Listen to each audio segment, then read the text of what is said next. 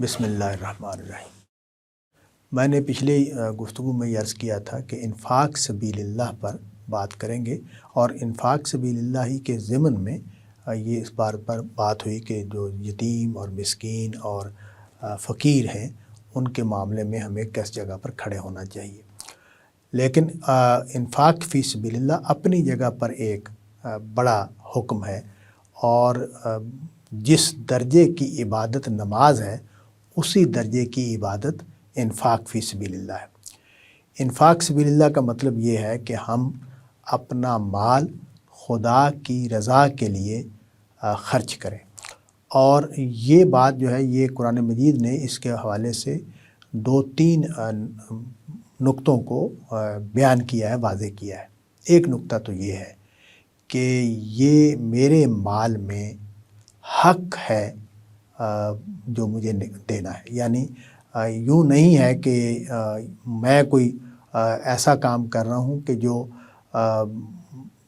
اضافی کوئی بات ہے میرے، جس طرح میں اس بات کا ذمہ دار ہوں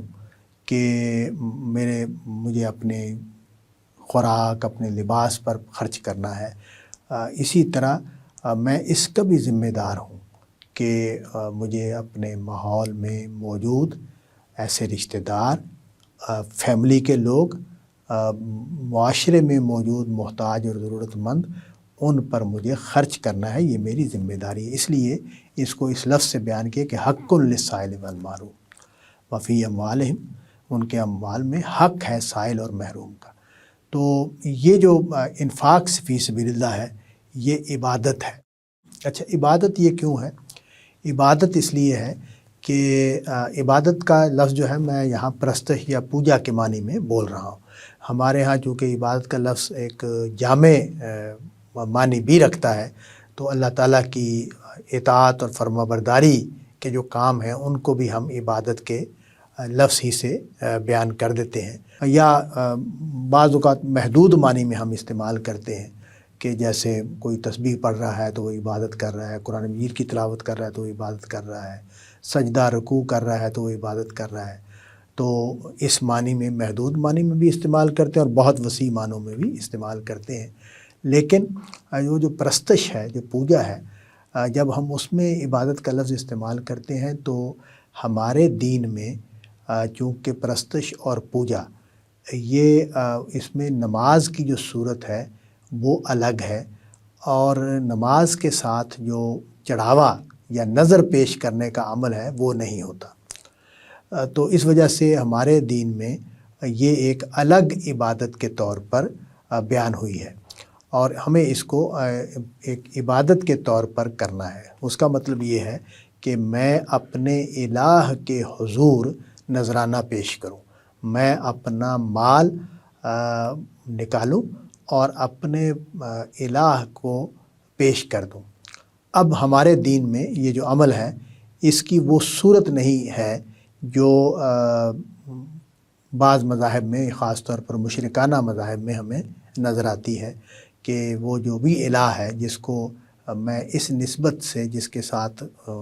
جڑا ہوں، تعلق قائم کیا ہے کہ یہ میری محتاجی کو، میری ضرورت کو پورا کرنے کی طاقت رکھتے ہیں، اور یہ ان کے حکم سے میرا یہ کام ہو جائے گا، میری بگڑی بن جائے گی، میری ضرورت پوری ہو جائے گی، میرے جو اندیشے ہیں، میرے جو خوف ہیں، میرے جو تمنائیں ہیں، ان کو پورا کرنے کی یہ طاقت رکھتی ہیں ہستی۔ میں ان کو خوش کرنے کے لیے ان کی حضور میں اپنی کمائی پیش کرتا ہوں۔ تو یہ ریلیشن شپ جو ہے وہ ہمیں تمام مذاہب میں کچھ ہستیوں کے ساتھ نظر آتا ہے۔ ہم جیسے کہ ہم نے بالکل ابتدائی پروگراموں میں یہ بات بیان کی کہ ہمارے دین کا سب سے بنیادی نقطہ یہ ہے کہ یہ ریلیشن شپ صرف ایک ہستی کے ساتھ ہمارا ہے، اور باقی سب ہستیوں کی ہم نفی کرتے ہیں۔ ہم کسی اور ہستی کو اس ہستی جیسا سمجھتے ہی نہیں ہیں۔ ہماری نقطہ نظر یہ ہے کہ کوئی اور ہستی نہ یہ اختیار رکھتی ہے، نہ یہ مقام رکھتی ہے کہ وہ الہ بنے۔ صرف ایک ہی ہستی ہے جس کو ہم الہ مانتے ہیں، وہ ہے مالک اور خالق کائنات۔ مالک و خالق کائنات جو ہے اس کو ہم نے اپنا الہ مانا ہے، اور ہم اسی کے آگے سجدہ کرتے ہیں، اسی کے آگے رکوع کرتے ہیں، اسی سے دعائیں کرتے ہیں، اسی کے سامنے اپنی تمنائیں رکھتے ہیں۔ اور اب جو دوسری بڑی عبادت ہے وہ بھی ہم اسی کے ساتھ وابستہ کرتے ہیں، یہ کہ ہم اس کو اپنی کمائی پیش کر دیں، اپنے ہمارے کھیت ہیں تو اس کے اس کی اناج اس کا پیش کر دیں، ہماری جو اگر کوئی کاروبار ہے تو اس سے جو آمدنی حاصل ہوئی ہے وہ اس کو پیش کر دیں۔ تو یہ جو عمل ہے اس کو ہم عبادت کہہ رہے ہیں۔ ہمارے دین میں اس عبادت کو کرنے کا جو طریقہ کار ہے وہ یہ نہیں ہے کہ کسی معبد میں، کسی عبادت گاہ میں یا کسی استھان پر جا کر ہم اپنی وہ کمائی رکھ دیں۔ ہمارے ہاں نبی صلی اللہ علیہ وسلم نے جو اس کا طریقہ جاری فرمایا وہ یہ کہ یا تو ہم ریاست کے جو ہے حکمران ہیں ان کو یہ پیش کر دیں گے، اپنی جو کمائی کا ایک متعین حصہ زکوٰۃ جس کو ہم کہتے ہیں یا عشر کہتے ہیں وہ پیش کر دیں گے، یا پھر اپنے ماحول میں موجود ضرورت مندوں کو پیش دے دیں گے۔ تو یہ عمل ہم عبادت کا عمل ہم دیتے خدا کے حضور میں ہے، یعنی اس کی جو عبادت ہونے کا پہلو ہے اس کو بہت اچھی طریقے سے سمجھ لینا چاہیے کہ یہ جو عبادت ہونے کا پہلو ہے وہ اس وجہ سے ہے کہ ہم اپنی کمائی، اپنی دولت اللہ کے حضور میں پیش کر دیتے ہیں۔ لیکن اس کو پیش کرنے کا جو طریقہ کار ہمارے دین میں اختیار کیا گیا ہے وہ یہ کہ یا تو ریاست کے جو ادارہ ہے جو زکوٰۃ اکٹھی کرے گا ہم وہاں دے دیں اور ریاست پھر اس کو مختلف ضرورتوں پر خرچ کرے، یا اگر ہم خود دے رہے ہیں جیسے کہ ابھی ہمارے ملک میں جو طریقہ کار ہے وہ دونوں طریقہ کار جاری ہیں۔ ہماری ریاست بھی اس زکوٰۃ کو لیتی ہے، عشر لینے کا نظام تو نہیں بنایا گیا لیکن زکوٰۃ لینے کا نظام بنایا گیا ہے۔ تو وہ زکوٰۃ جو ہے وہ بینکوں سے کاٹ لی جاتی ہے، اور وہاں بھی اجازت دے دی ہے حکومت نے کہ اگر کوئی شخص خود وہ پیسے دینا چاہ رہا ہے تو وہ ڈکلیئر کر سکتا ہے، بینک اس کے نہیں کاٹیں گے۔ لیکن خود جب ہم دیں گے تو ہم کہاں دیں گے؟ تو اس میں بنیادی بات تو یہ ہے کہ ہمیں اس کو یہ روپے جو ہم نے نکالے ہیں اللہ کے حضور ان کو نکالیں گے ہم، اور ان کا ایک فرض طے کر دیا گیا ہے اور اس کی نفلی عبادت بھی ہے۔ یعنی اس میں یہ بات واضح رہنی چاہیے کہ اس میں جیسے نمازوں میں بھی فرض اور نفل کا تصور ہے، اسی طرح خیرات کے معاملے میں بھی اللہ کی حضور مال کو پیش کرنے میں بھی دو حصے کر دیے گئے ہیں۔ ایک حصہ ہے جس کو فرض قرار دے دیا گیا جیسے میں نے ابھی بیان کیا کہ زکوٰۃ یعنی 2.5% اور عشر 5% اور 10%، اس کو نصف عشر اور عشر کہتے ہیں۔ تو وہ یہ فرض ہو گیا، یہ ہم نے ادا کرنا ہے۔ اب اس کے علاوہ بھی ہم اللہ کی راہ میں مال خرچ کر سکتے ہیں، اس کو ہم نفلی خیرات کہیں گے۔ تو فرض خیرات ہو یا نفلی خیرات ہو وہ ہم نے کرنی ہے۔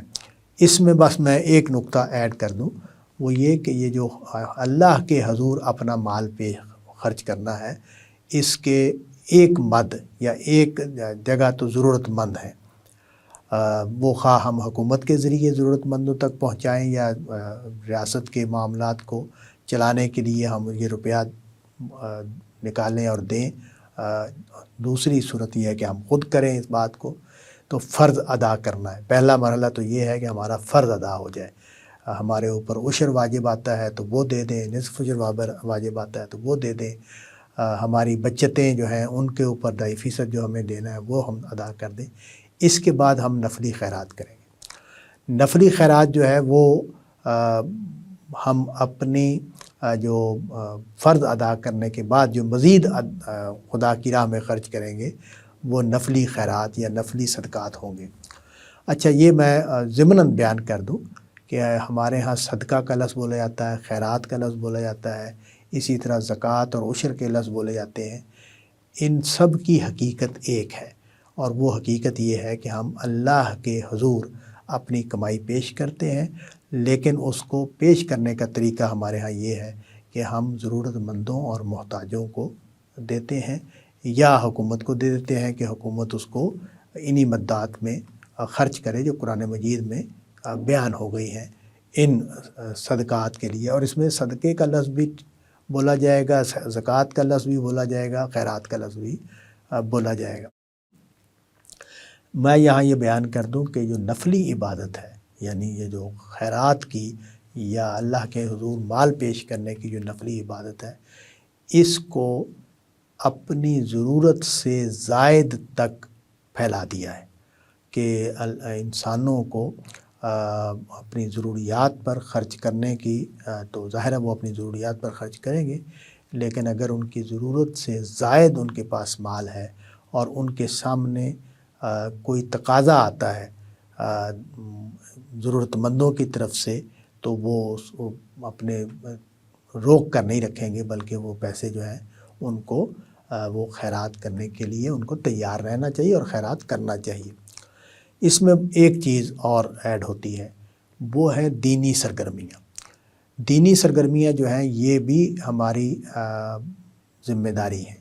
ہم مسلمان ہیں اور ہم اللہ کے دین کے حامل ہیں۔ اللہ کا سچا دین